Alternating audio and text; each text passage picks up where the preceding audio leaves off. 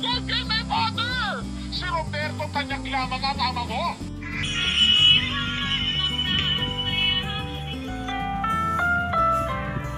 Ang programang ito ay rated SPG. Striktong panlubay ang gabay ng magulang ang kay... Nalaman na ni Don Pepe ang totoo kung sino ang tunay na ama ni Zoe. Alamin natin ang mga kaganapan.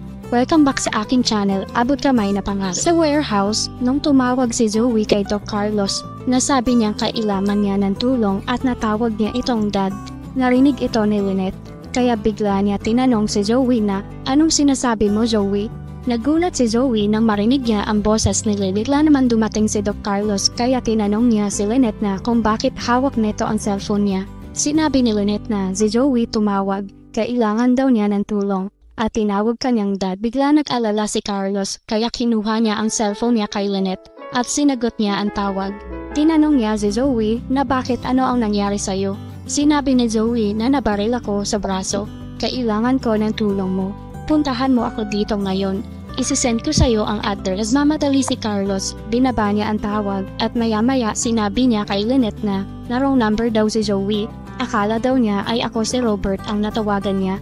At kailangan daw niya ngayon ng tulong. Bigla naman nag-alala si Lynette, kaya sinabihan niya si Carlos na, "Sige, puntahan mo na siya, baka kailanganin niya na ng tulong ngayon. Pero Carlos, mag-iingat ka, at tawagan mo ako kapag nagkita na kayo ni Zoe."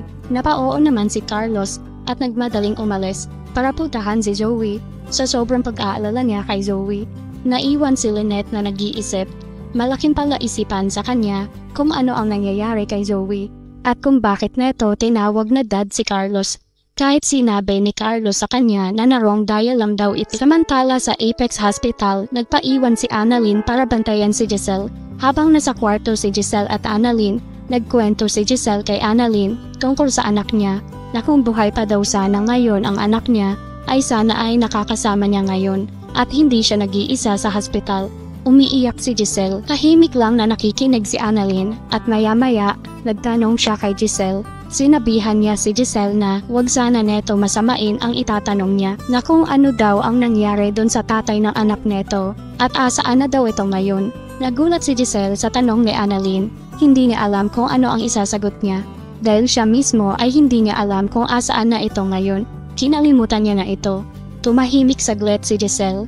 Maya-maya nagsalita si Annalyn na, "Pasensya na Tita Giselle, kung ayaw niyo po sagutin, okay lang po. Huwag niyo na pong sagutin. Alam ko naman po na privacy niyo na po yun." Ngumiti si Annalyn. Samantala sa warehouse nakarating na si Doc Carlos. Sinalubong siya nila Dax at Belahadja. May dala silang baril.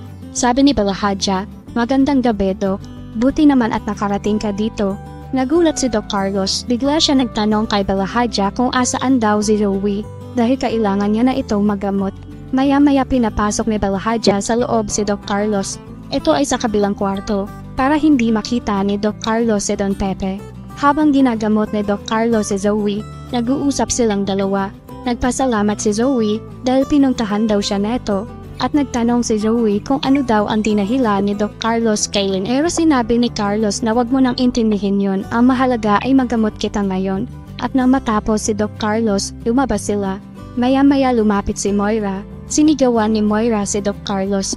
Sinabihan niya ito na siguraduhin mo lang Zoe na hindi yan magsasalita, baka ilaglag tayo niya. Sabi ni Carlos, "Nagpunta ako dito para gamutin ang anak ko, hindi para makipagtalo sa'yo Moira." Nagalit si Moira. Sinabihan niya si Carlos na hindi porket nagpunta ka dito para gamutin ang sugat niya ay matatawag ka ng dakilang ama. Nagalit si Carlos, bigla niya sinampal si Moira at sinabihan niya si Zoe na kriminal ang mami mo Zoe. Nagulat si Moira sa ginawa ni Carlos. Bigla niya sinigawan si Carlos at tinutukan ng baril. Bigla naman umawat si Zoe. Sabi ni Zoe, "Tama na mami, ano ka ba? Buti nga at tinuntahan niya ako dito para magamot ako." Maya-maya tinawag niya na dad si Carlos. Sinabihan niya din ito na tama na, huwag na kayong magtalo.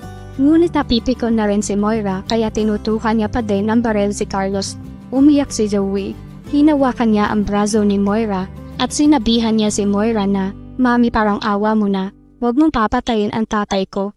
Bitawan mo yung baril." Binaba naman ni Moira ang baril samantala sa loob ng kwarto kung nasaan si Don Pepe. Nakikinig ito sa pagtatalo nila Moira, Zoe at Carlos. Pinipilit ni Don Pepe tumingin sa maliit na bintana.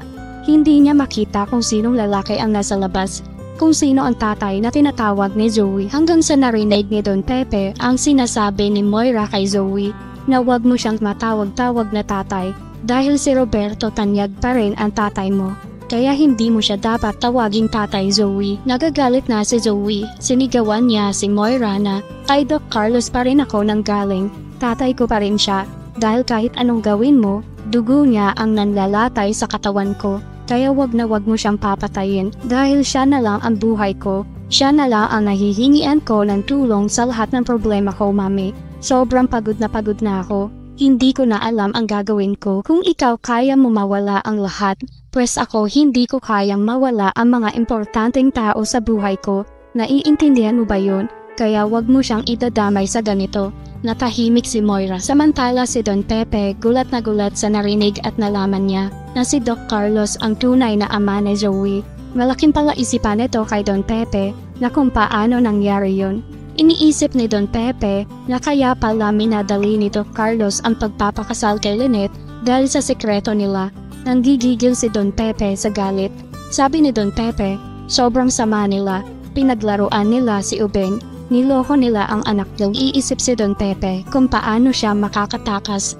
Kailangan sa lalong madaling panahon makatakas siya para masabi niya lahat kay Robert ang totoo bago siya mawala sa mundong ibabaw. Madami-dami pa tayo aabangan, kaya huwag kalimutan mag-subscribe sa aking channel.